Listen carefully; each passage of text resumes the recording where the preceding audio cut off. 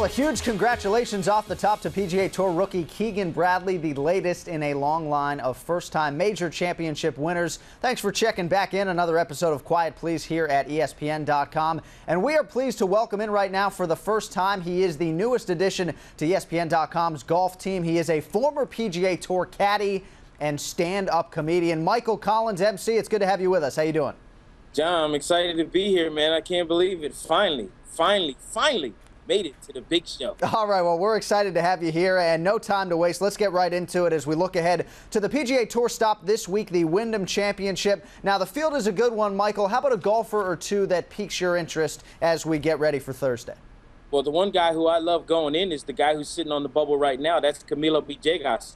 125th on the FedEx Cup point list going into the week. He's the guy that made a big change, went from Cobra and Titleist to all TaylorMade. Now, that doesn't sound like a lot when it comes to golf clubs, and normally it's not. But he changed from the Titleist golf ball to the TaylorMade Penta golf ball. And every pro golfer will tell you, when you change golf balls like that, that's what takes the longest to get used to. And his 2011 season has not been what he's expected. So looks like changes have started to start working out a little bit for Camilo, so I expect good things for him going to this week. And we've seen him play well going into the playoffs before. Remember, his first win in 2008 was at the BMW Championship, which was a playoff event. All right, so you like him. What about one other guy who you got your eye on here for the tournament this weekend? I love Pat Perez. He's playing with house money, and he's playing with a chip on his shoulder. Almost won that tournament in Reno. Actually had a chance to get into a playoff.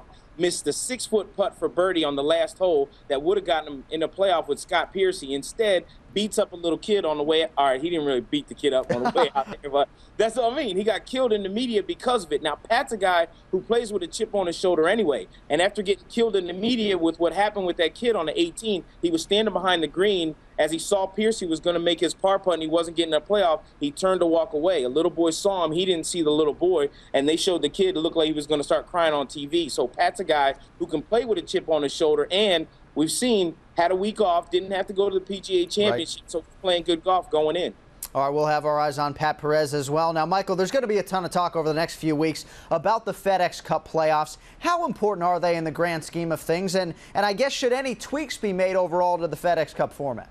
They got to make some tweaks to them. I'm sitting in the 19th hole right now at Mars Bostic Golf Course at the University of Florida, and the guys were just talking about it behind me, a couple of old guys sitting around the table, and even they still hadn't figured out how the format went. They knew there was 125 guys in the first event, but had no idea how many guys were in the second, third, and the final event at the Tour Championship. So they got to make some tweaks because it's still a little bit confusing. It's still, when you have to watch a TV screen and have an abacus and a whole bunch of big computers in front of you to figure out how things work and who's going to be playing in what tournament, that's not right. The other thing I want to see, just like regular playoffs, that's great, the work you did back in the regular season, but when it comes to the playoffs, reset, everyone starts at zero.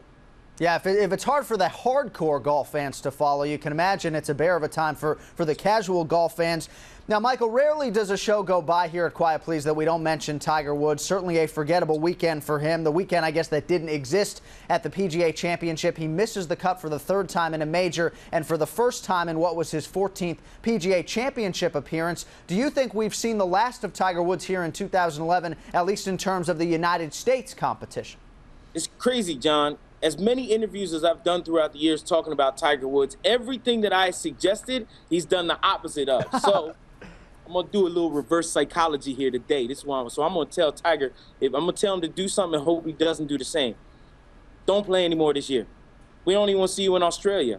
Tell the President's Cup captain you don't even want to be a part of that team because of the way you've been playing. The way his swing is right now and the way his confidence looks on the golf course, the man keeps talking about, I need to get some reps in. Guess what? It's Greensboro this weekend. You're not there. So what do you mean? You want to get reps in and you're not playing? We understand what you're saying. Family commitment is number one, and it always will be. Family commitment is number one. But to get back to where you want to be playing golf again, you need to start playing some golf. So I'll say this one more time.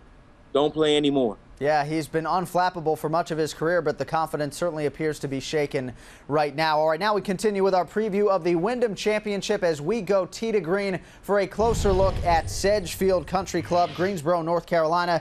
The 7,130-yard track, a par 70 of plush Bermuda grass. You may recall a year ago, India's Arjun Atwal, your defending champion, he became the first Monday qualifier in 24 years to win on the tour. He finished at 20 under par.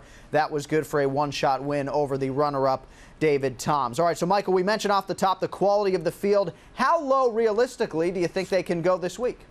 Well, that Arjun Atwal took it deep going to 20 under on a par 70 course. That's averaging 5 under a day. You got to remember, he started his first round off shooting a 9 under par 61. Now, I don't see it getting to 20 under again, just because it's so hard to do, especially with everything that's going to be on the line for this field. Most of the guys are fighting just to keep their tour cards, and a lot of the other guys are fighting to try and get into the FedEx Cup playoffs. So I'm looking at about 18 or 19 under winning. All right, and for some of the fans maybe unfamiliar with Sedgefield, the golf course, one hole to watch for you that could have an impact on the tournament and the result. The big hole to watch out there is going to be the par 5 15th hole. It's a very tough tee shot, very elevated tee, and the hole dog legs a little bit left and then comes back to the right. Well, if you try and bail out a little bit left, then weather's going to be a factor, so it's going to be soft. And if you try and bail out left, you'll hit it in a little creek. If you hit too much club, and a lot of times downwind drivers too much club, you can hit it in a fairway bunker that'll give you no chance to get to the green in two. But this is one of those holes where eagles and double bogeys happen. You got to watch this hole here, and also there's a lake that runs around the right side of the green. When you look across that lake from the green, they got little bikini bathing beauties and stuff playing out there, too. How do you not love a hole like that? I am with you right there. Eagles double bogeys, that's a 4-shot swing, so certainly we'll have our eye on that long par 5 there. And finally, Michael, I know it's your first show, but you know what? We're going to put you on the spot anyway. We need a pick to click who walks away with the Wyndham Championship title. Really? You put me under that kind of pressure on the first time? Got to do it, man, and maybe you get it right and we'll have you back. So that's how it works. Well, I got one out of the blue that no one's going to be talking about before. But when I get this right, y'all are going to call me the little catty Nostradamus. Fair enough. Tommy Gainey. I'm throwing it out there, but blam, just like that. Here's a guy who played at the PGA Championship last week and had a horrific week, but he was scared going into that week. I talked to him last week on Wednesday, and he just was going to try and shoot even par. Now, if even par is your goal for the week and for every day, you got no chance whatsoever. But this is a guy who's playing with house money. He's 40th in the FedEx Cup right now, and he's had some great weeks so far. Comfortable on the PGA Tour, going to the South, playing on Bermuda fairways and greens where he's comfortable, and a course that he can be aggressive on, not like the PGA Championship. Tommy Gainey is my boy coming out this week at the Wyndham Championship. All right, ESPN.com's newest golf writer, Michael Collins, bringing it, man, in the debut. Good insight. We appreciate the time, and I'm sure we'll have you back here on Quiet Please. Thank you, bud. I sure hope so, man. It's been fun. Thanks a bunch, man. All right, man, and that is going to do it for this episode of Quiet Please. Don't forget, plenty more for you at ESPN.com/golf and also more on Twitter. You can follow the entire team. The handle is ESPN_golf. All right, I'm John Anik. Enjoy the Wyndham Championship. We'll see you soon.